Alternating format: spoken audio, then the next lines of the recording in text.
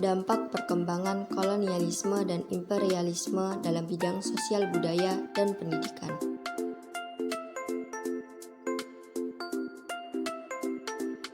Yang pertama, bidang sosial budaya.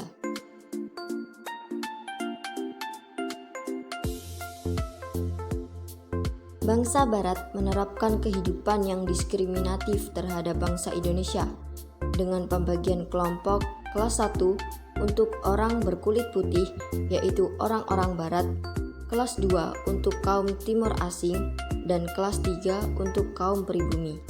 Dampaknya menjatuhkan martabat bangsa Indonesia dan masyarakat pribumi dipandang paling rendah.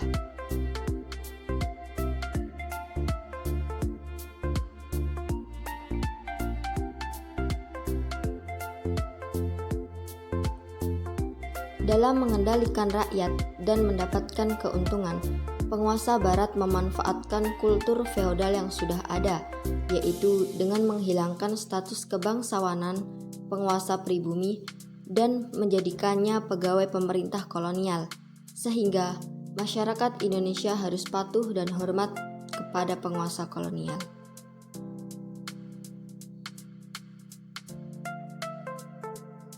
Bangsa Barat juga telah menggeser nilai-nilai budaya bangsa Indonesia seperti semangat persatuan, kekerabatan, gotong royong, dan budi pekerti luhur, menjadi nilai-nilai budaya yang kurang sesuai dengan nilai-nilai budaya bangsa Indonesia dengan alasan modernisasi. Serta adanya perkembangan agama Kristen yang menimbulkan kultur syok di kalangan masyarakat Muslim Indonesia. Namun, hal itu menambah hasanah keragaman di Indonesia. Pada akhir abad 19, Belanda mendapatkan kritik karena mengambil keuntungan dari penghasilan rakyat, tetapi tidak ada 1% pun yang dikembalikan untuk kesejahteraan rakyat Hindia Belanda. Kemudian diusulkan adanya politik balas budi atau politik etis. Yang kedua, bidang pendidikan.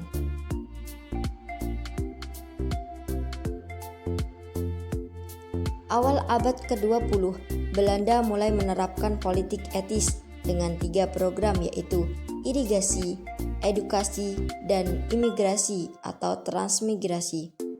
Pada era itu, berbagai kehidupan pun mulai mengalami perubahan, di antaranya yaitu pembangunan infrastruktur mulai diperhatikan dengan adanya jalur kereta api Jawa Madura, adanya tram listrik yang mulai beroperasi di Batavia. Dalam bidang pertanian, pemerintah kolonial memenuhi kebutuhan pangan dengan membangun irigasi, serta melakukan emigrasi sebagai tenaga kerja murah di perkebunan daerah di Sumatera.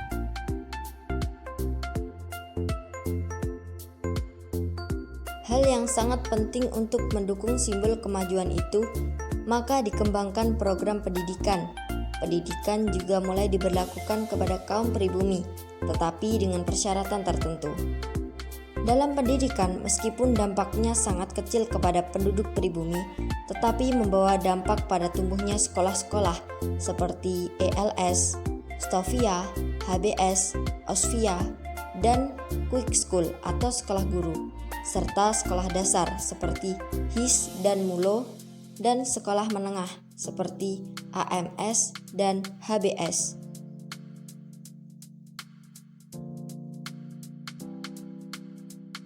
Kemudian, khusus untuk kaum pribumi disediakan sekolah kelas 1 untuk anak-anak golongan atas yang akan menjadi pegawai, sedangkan untuk rakyat umum disediakan sekolah kelas 2, dan bagi para pemuda aktivis bersekolah di Stovia.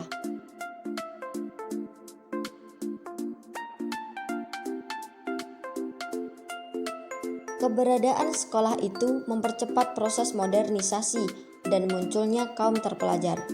Dengan munculnya kaum terpelajar itu juga mendorong munculnya banyak surat kabar seperti koran dan majalah. Dari berbagai informasi yang berkembang melalui surat kabar membawa pencerahan dan kesadaran di kalangan pribumi akan pentingnya kemerdekaan.